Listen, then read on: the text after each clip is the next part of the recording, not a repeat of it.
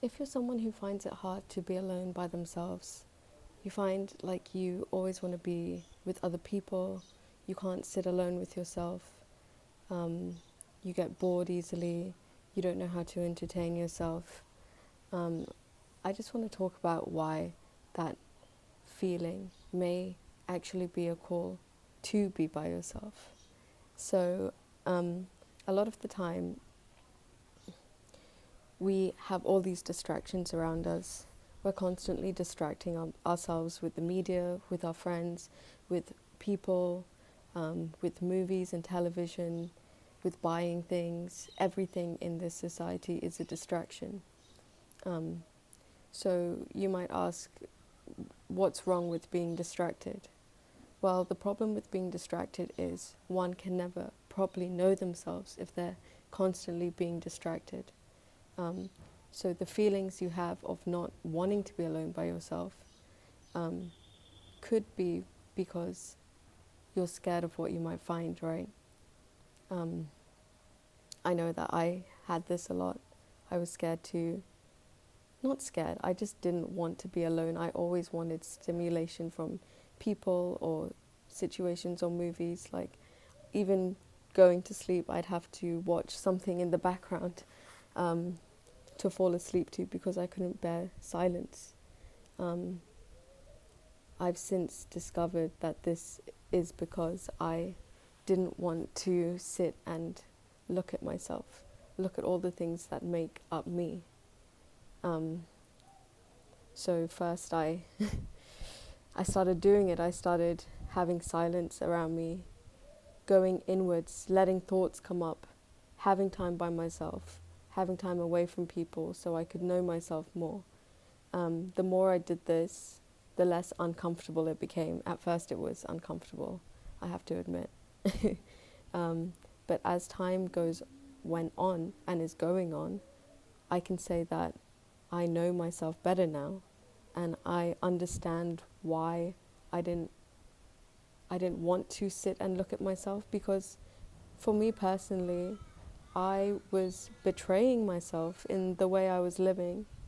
I was drinking a lot, I was smoking a lot, I was not exercising, I was not eating right, I was betraying myself for other people, and over time I didn't want to sit with myself because I didn't want to face myself. The betrayal again and again that I put on myself, I didn't want to look at that. But the thing about it being you is that you can forgive yourself, you can give love to yourself, you can not forget, but because this is another thing, you can always forgive yourself, but if you do the same things again and again, what's the point? Yeah, you can forgive yourself 100 times, but why do it 100 times? Why betray yourself over and over again? Because when we do that, we end up creating a person we don't actually like. So I was someone that I didn't like, and that's a hard thing to swallow and a hard thing to accept, that I don't like the person that I'm being. Myself doesn't like me.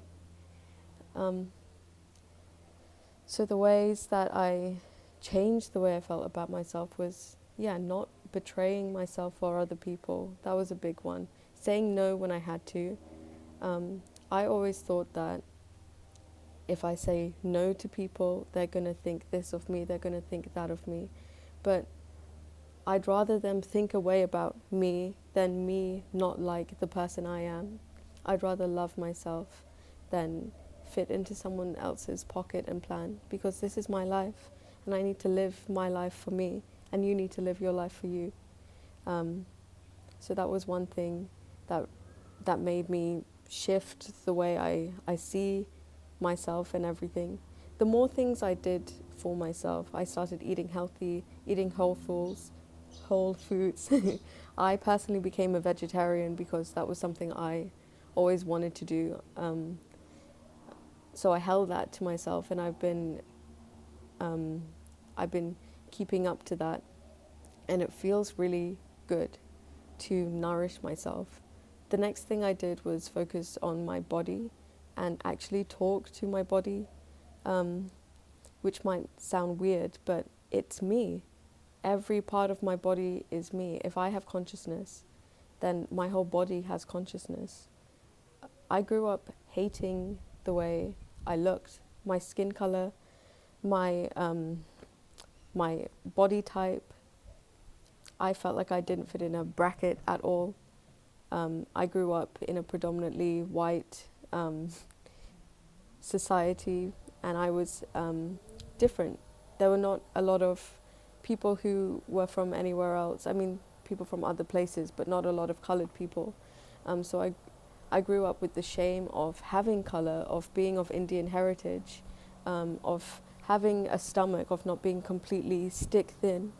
And that's really clung onto me even into my adulthood. It's only recently that I'm learning to love my body, and by doing that I've been talking to my body. I've been talking to every part, especially when I exercise, just giving my body love and putting focus into the part that I'm exercising. I feel a lot of love for my body. Again, I'm not like a skinny person, but that's not the goal anymore. The goal is to have a strong body to support my soul. My vehicle should be strong. My body is my temple, right?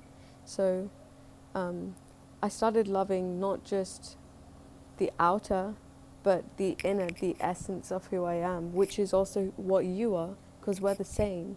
We're this love energy that just is everything, in everyone. And it's easy to lose it. Well, not quite lose it. It's easy to bury all these different layers on top of that love energy. But that energy is the blueprint of the universe. It's God. It's everything.